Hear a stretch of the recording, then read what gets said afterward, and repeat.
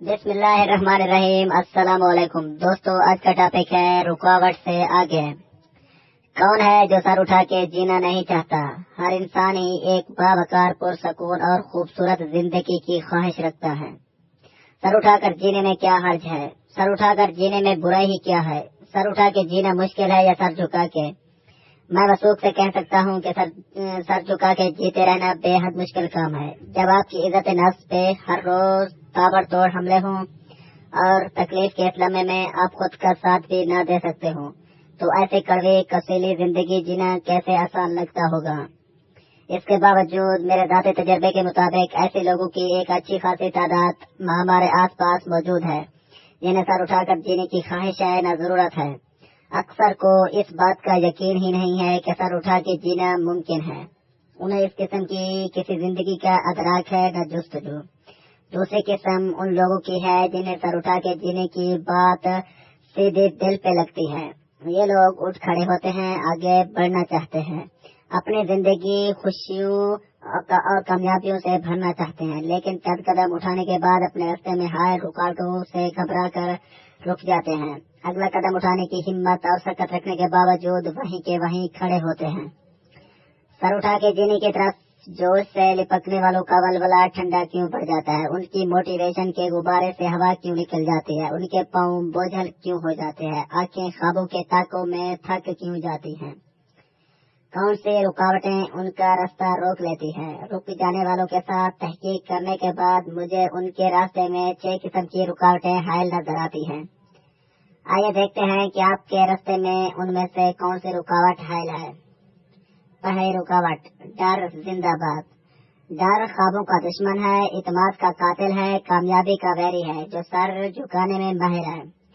नाकामी के डर से हम कदम उठाने से हिचकिचाते हैं। अगर मैं इंटरव्यू में गया और नाकाम हो गया तो बड़ी बदनामी होगी। इससे बेहतर है कि मैं जाऊं ही नहीं, ताकि दूसरों के सामने शर्मिंदगी से बच जाऊं। मैंने नाकामी के डर में मुब्तला कई लोगों को खुद से ये कहते सुना, चौंक मुझे नाकाम हो जाने का डर है, लिहाजा मुझे भाग जाना चाहिए। जबकि इसी डर के मारे कुछ लोग ये भी कहते हैं, चौंक मुझे नाकाम होने का खौफ है, इसलिए तो मुझे ज्यादा मेहनत, ज्यादा तैयारी और ज्यादा कोशिश करनी चाहिए ताकि मैं भागने की बजाय आगे बढ़ने पर ताकत खर्च करूं। सच तो ये है कि इस खौफ ने मुझे भी कितनी बार इस वक्त मुंह के बेल गराया है जब सर उठा के खड़े होना मेरे लिए और मेरे प्यारों के लिए बेहद जरूरी था। एक लम्हे के लिए फर्ज करें कि आपकी जिंदगी में किस किस्म का डर न हो तो आपकी जिंदगी क्या रुख अख्तियार करेगी। कौन से नामुमकिन दिखने वाली चीजें मुमकिन हो जाएगी, कौन से रुके हुए काम पूरे हो जाएंगे, कौन से अधूरे वादे मुकम्मल हो जाएंगे। दूसरी रुकावट, मुझे कबूल कर लो। मतलब आप ये ख्वाहिश करते हैं कि सब लोग मुझे कबूल कर लें। इसमें बुराई ही क्या है? बहुत बड़ी बुराई है। यह ख्वाहिश बुराई तब बनती है जब दूसरों की तरफ से कबूलियत का मिलना आपकी जरूरत बन जाता है। ख्वाहिश और जरूरत में बड़ा फर्क है। ख्वाहिश पूरी न हो तो फर्क नहीं पड़ता, जरूरत पूरी न हो तो जिंदगी खतरे में पड़ जाती है। पानी, हवा और नींद की तरह अगर मुझे कबूल करो, जरूरत बन जाए तो जीना दो बार हो जाता है। दूसरों की तरफ से कबूलियत से मेरे दिल को भी सुकून मिलता है, लेकिन ये मेरी जरूरत नहीं है। मिल जाए तो ठीक है, ना मिले तो मेरी जिंदगी मफलूज नहीं हो जाएगी। लेकिन बदकिस्मती से कुछ लोग इसे ऑक्सीजन की तरह जरूरी समझ लेते हैं। कमरे से किसी ने ऑक्सीजन गायब की या आपकी जात को तगमे हुस्न कारकर्दगी न मिल सका तो दोनों सूरतों में आपकी जिंदगी दांव पर लग गई। जो ही आपको लगा कि किसी ने आपकी जात की नफी की है, आपका सर उठने की बजाय झुक गया। तीसरी रुकावट, यकीन कहाँ से लाऊं? क्या आपको मालूम है कि आपने अपनी सोच से कहीं ज्यादा बेहतर और बासलाहियत इंसान हैं? हैरत में गुम हो रहे हैं आप। जब मुझे पहली बार इस बात का पता चला, मेरी तो दुनिया ही बदल गई थी और जूं मैंने इस बात पर यकीन करना शुरू किया, अगरचा यकीन था कम वक्त के आता ही नहीं था, मेरी जिंदगी में हलचल सी मचती गई। अपने ही खिलाफ अपने तमाम तरहबे इस्तेमाल करने के बावजूद कहीं न कहीं से यकीन की एक छोटी सी चमक मेरे दिल को कोने में जगमगा रही थी। इस चिंगारी ने मेरे पूरे वजूद में आग लगा दी। कुछ कर गुजरने का जुनून मेरी नस नस में भर दिया। آہستہ آہستہ مجھ پر واضح ہونا شروع ہوا کہ میں وقتاً اپنی سوچ سے کہیں بہتر اور باصلاحیت ہوں۔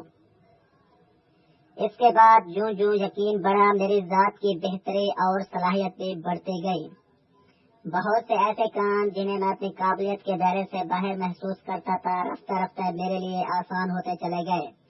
تاہم مزے کی بات یہ ہے کہ جب کبھی اپنے بارے میں میرا یقین مان پڑا، کئی کاموں میں میری قابلیت جو کہ ثابت شدہ تھی میرے ہاتھ سے پھسلنے لگی۔ اس بے یقینی کی وجہ سے اعتماد سے ہونے والے کاموں میں بھی مشکلات کا شکار ہو گیا۔ بات اگرچہ بڑی مشکل ہے، لیکن خود کا گاہے بگاہے یاد دلاتے رہیے کہ آپ اپنی سوچ سے بڑھ کر ذہین، باصلاحیت اور قابل ہیں۔ اس کا مطلب خود کو خوش فہمیوں کے بھروسے چھوڑ دینا نہیں ہے۔ یہ دراصل حوصلے اور ولولے کی وہ ایڈ ہے جو اپنے آپ کو بطور تحفہ آپ خود دیتے ہیں، کیونکہ اگر آپ بیرونی ایڈ کا انتظار کرتے رہیں تو یہ جان لیوا انتظار شاید کبھی ختم ہی نہ ہو۔ چوتھی رکاوٹ جناب، میرے پاس تو ٹائم ہی نہیں ہے۔ اپنے ہر ناکامی کی ساری ذمہ داری بیچارے وقت کے کندھوں پر لاد دی جاتی ہے۔ وقت کی کمی کا شکوہ تو ہر کوئی کرتا ہے، چلو ایک میں بھی صحیح۔ کیا آپ بھی ان افراد میں تو شامل نہیں ہیں جن کے پاس اپنی لینگویج کی مہارت بہتر بنانے، نئے علوم سیکھنے، کتابیں پڑھنے، اپنے شعبے پر عبور حاصل کرنے، اپنے ہنر پر دسترس حاصل کرنے، اپنے معاشی آزادی کے خواب کو پورا کرنے، اپنی صحت کو بہتر بنانے، اپنے پیاروں سے ناراضگیاں دور کرنے، اپنے دوستوں کے ساتھ موج میلہ کرنے اور اپنے خدا کے ساتھ ٹوٹا رشتہ جوڑنے کا وقت نہیں ہے؟ وقت تو سب کے پاس ایک جتنا ہی ہے، حکومتیں چلانے سے کمپنیاں چلانے والوں تک، جہاز اڑانے سے پتنگیں اڑانے والوں تک، سب کے پاس ہفتے میں 168 اور دن میں 24 گھنٹے ہی ہوتے ہیں۔ کیا وقت کی کمی کے بہانوں نے آپ کو اوسط درجے کا انسان تو نہیں بنا دیا؟ کیا برائی ہے اوسط درجے سے اوپر اٹھ کر اعلیٰ درجے کی کامیابی حاصل کرنے میں؟ اعلیٰ پائے کا منیجر، شاعر، آرٹسٹ، کھلاڑی، ڈاکٹر یا استاد ہونا کوئی شرم کی بات ہے کیا؟ پوسٹ درجے پر آپ زیادہ خوش منائیں گے یا اعلیٰ درجے پر فائز ہونا آپ کے فخر کی بات ہوگی؟ وقت کی کمی کے بہانے آپ کو وقتی تکلیف سے تو بچا لیتے ہیں، لیکن مستقبل تکلیف کو آپ کے مقدر میں لکھوا کے دم چھوڑتے ہیں۔ ان بہانوں سے آپ کو کون سی ویکسین بچا سکتی ہے؟ اس وائرس کے لیے کون سا اینٹی وائرس استعمال کیا جائے؟ سب سے پہلے تو اس وائرس کی موجودگی کو تسلیم کیا جانا ضروری ہے۔ بہانے کا قبول کر لیا جانا ہی 50% چھٹکارے کا ضامن ہے۔ پانچویں رکاوٹ، میں تو بیمار ہوں۔ خود شکستگی کے مارے لوگوں کے پاس اپنے خلاف دوسرا بڑا ہتھیار صحت کی خرابی کا بہانہ ہے۔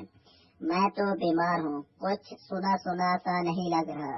کتنے ہی لوگ ہر وقت جب وہ بظاہر بالکل ٹھیک ٹھاک ہو جانے کیوں دوسروں کو یہ ثابت کرنے پر تلے رہتے ہیں کہ ان کی صحت ٹھیک نہیں ہے۔